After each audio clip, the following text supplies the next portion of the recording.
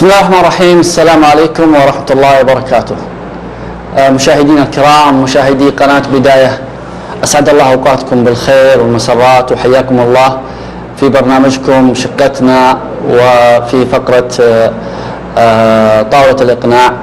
حقيقة اليوم فرصتي في طرح القضية اللي إن شاء الله أسأل الله سبحانه وتعالى أن ييسر، وإن شاء الله أنها توصل للمنصة بفضل الله ثم بفضل دعمكم وتصويتكم. الحقيقة قبل ما أدخل في العميق وقبل ما أدخل وأتكلم عن القضية، أنا ودي أوضح شغلة معينة عن القضية هذه اللي راح أقول عنوانها بعد شوي. إيش السبب اللي خلاني أفكر في طرح القضية هذه؟ القضية هذه للأسف الشديد لأنها قضية سلبية. لاحظت من خلال المتابعة الصحفية ومن خلال المواقع الإلكترونية التابعة لبعض الصحف والجرائد الإلكترونية أن صرت أشوف حوادث كثيرة تتكرر، نفس القضية تتكرر. كنت لحظتها كنت أتوقع زي ما هم كثير منكم راح يتوقعون مثل هالشيء، أن القضية هذه يعني حالات استثنائية، أعداد قليلة، أنها لا تصل إلى درجة القضية، لا تصل إلى درجة الظاهرة. لكن بعد ما قررت أني أتشارك وأتحدى أبو عبد الكريم وفكرت في كذا موضوع، كان هذا الموضوع يشغلني كثير، يشغلني بدرجة ما تتصورون.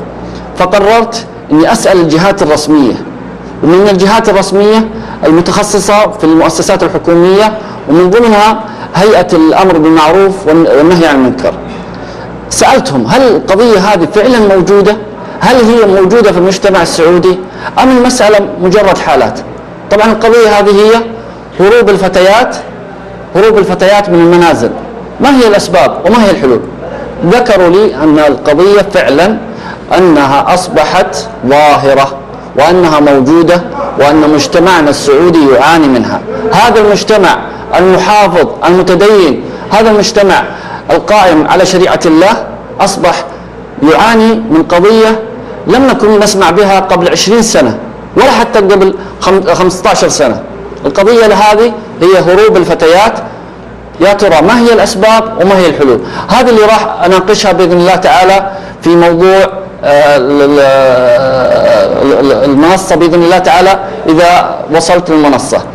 لكن بداية، ما الذي يدفع فتاة في سن الزهور تقرر حزم حقيبتها لتقادر منزل أسرتها دون إدراك للخطر الذي قد يترتب على ذلك، مما يجعلها تدخل في عالم المجهول وتكون كالتائهة الضائعة التي لا تعي ما الذي يجري حولها ولا تعلم ما هو مصيرها وما قد يداهمها.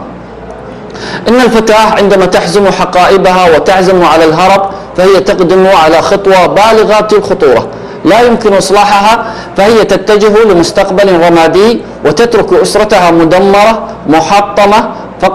فقد يكون الشخص الذي هربت معه يتنكر لها بعد بضعة أشهر. يعني الوحدة لا تصدق أن عشيقها سيتزوجها، وإن تزوجها لن تستمر حياتهم أبدا، لأن ما بدأ على باطل فنهايته باطل.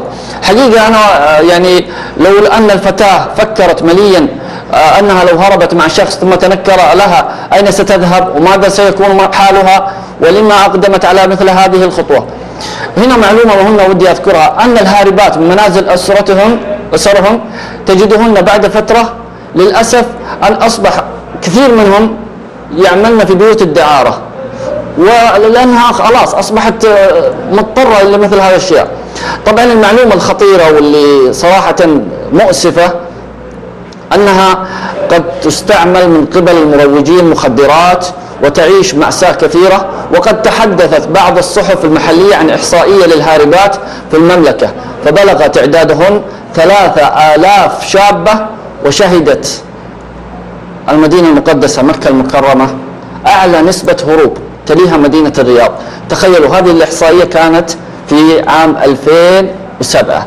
طبعا هناك دراسة حديثة كشفت عنها الرئاسة العامة لهيئة الأمر بالمعروف والنهي عن المنكر.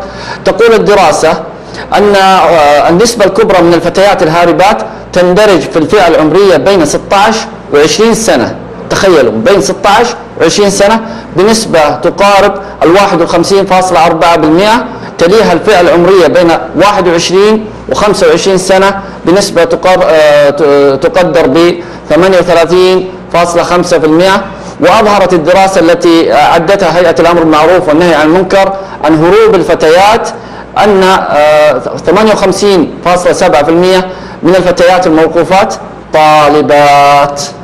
طالبات، يعني لسه ما تخرجوا ولا يعني أصبحنا في سن الزواج حتى يكون متاح لهم. وأن أكثر من نصف الهاربات حصلنا على الشهادة المتوسطة كحد أعلى، إذ شغلت هذه الفئة نسبة 52.3%، تلتها فئة الحاصلات على الشهادة الثانوية بنسبة 36.7%. الآن هذه هي الدراسة، هذه هي الإحصائية زي ما تشاهدون. أتمنى المخرج يطلع الإحصائية هذه اللي حصلنا عليها من خلال تقرير بث عن طريق